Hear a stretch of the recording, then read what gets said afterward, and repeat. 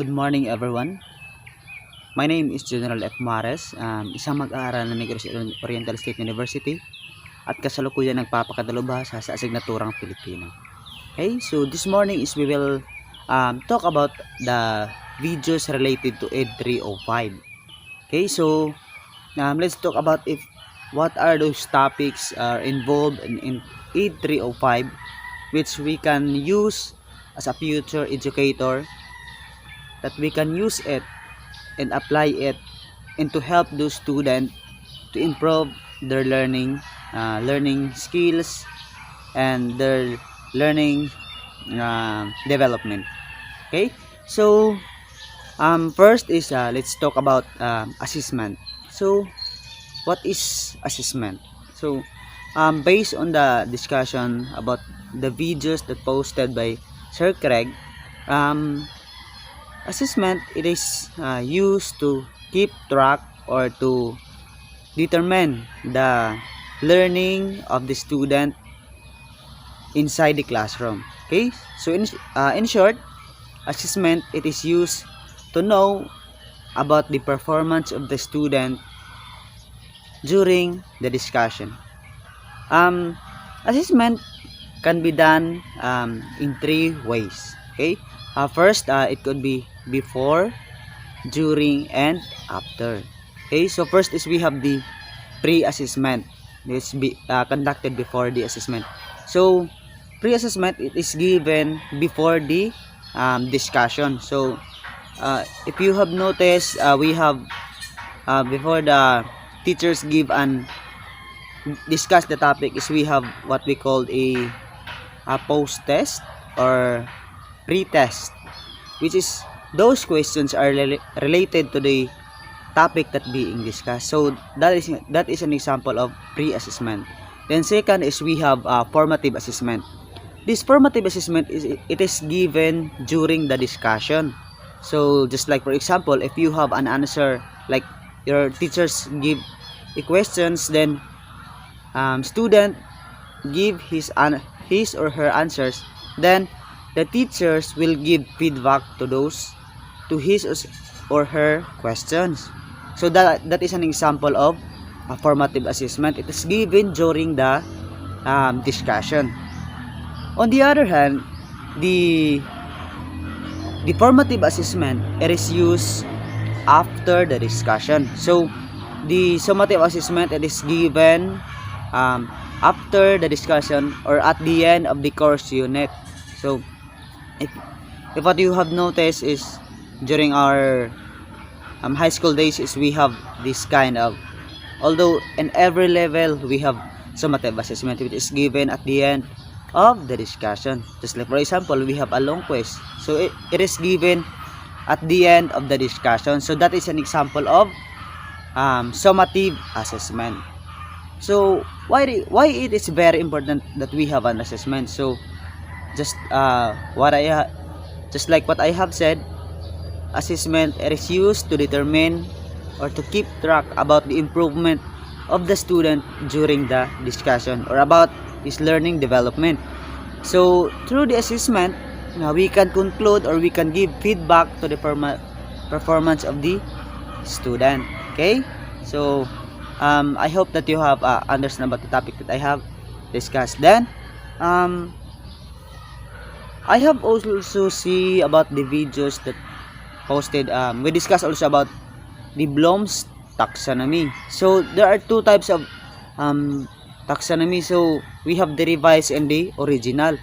So in first is let's talk about the original. So we have the knowledge, comprehension, application, analysis, synthesis, and evaluation. So these are the things that followed by in the past few years.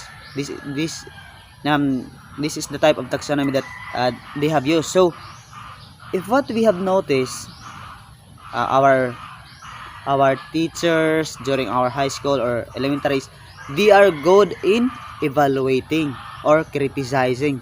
So because they follow the old version of taxonomy. So at the end, we have the evaluation. So they are good in evaluating. On the other hand, in the revised taxonomy or cognitive taxonomy, we have first is remembering. Remember that this is the cognitive development that we have followed in our present day. So we have remembering, then next is understanding, third is applying, then analyzing, this is the fourth, analyzing, and fifth is evaluating, then lastly is creating. So if what we have noticed is that in the old version, the highest part is the evaluating, while in the revised the higher part is the creating. So students now are good in creating, or this is what we call applying their skills that they have learned during the discussion. So in the revised, evaluating followed by creating.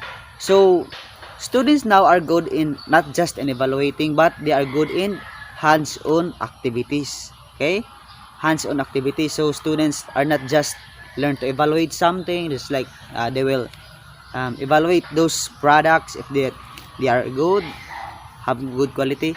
But in the revise, students are not just in that level, but they are level up. They will do the hands-on activities. Okay, so I hope you have learned about those topic that I have discussed. So we discuss also a lot of just like guidelines assessment. Why it is very important that we have guidelines in assessment. So it is very important since this will serve as our guide to achieve the main goal. So if we don't have any guidelines during the assessment, we will not meet the goal. So just like also in using some technologies, we have our guidelines or what we call manual. The same also in assessment, we need also guidelines in order for us to meet the goal, or what we call to be assessed the learning targets of the student. So through the guidelines, we can attain those things. We can achieve, or we can assess the learning target exactly and properly. So because if we don't have any guidelines, our assessment will not be valid, or any what we call reliable, or it is not based on the standard way of assessing student. Okay, then we discuss also the chapter 14 and 15 and 19. So I remember about those types of tests, just like how we can help the student to avoid those, just like for example the anxiety test, anxiety. So how we can help them students. So I remember that we should not look at their papers during they are answering, because some students they feel that they feel afraid, or they feel worry what they have in their mind that what if it is wrong. So that would looking the answers of the student will make them afraid, or they will not just focus on the tests that are given. Okay, so as a teacher, you need to motivate we need to motivate the student so that he can answer those test item, and we need also to do what is right, to do properly. Then in creating also the test items, is we need to eliminate those nuisance items in order for the student to answer, to meet the correct answer. We need to be specific on that on the test item. in creating the test items, so we need also to be specific what will be the learning target or the objectives in assessing student. So we will not just create the test item just like we are doing this in just to have a test, but we need to ensure that the test items is assessing the learning target that you want to assess the student. So because that will serve as your guide in order for you to create a meaningful test items. So the test items will be focused also to the topic that you have discussed, because if you will create this test item which is out of your the discussion, so student will not be answer those things because those topics are not being discussed. Okay, so it must be related or in line with the topic that you have discussed. Then you need also to undergo the step-by-step process in creating the test items. It should be, you need to be review all the test items, if it is good or not, it is reliable or not, in order for you to create a valid or what we call the reliable test items which can be used to assess students. Then if you have made those things, you need to review all those things, then you can conduct the what we call the try or what we call post test, or like for example is the dry run.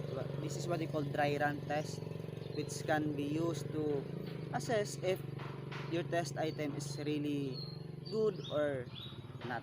Okay, so I hope that you have learned something about the topic that we have discussed today. So by the way, I am JUNRIEL F, student of Negros State University.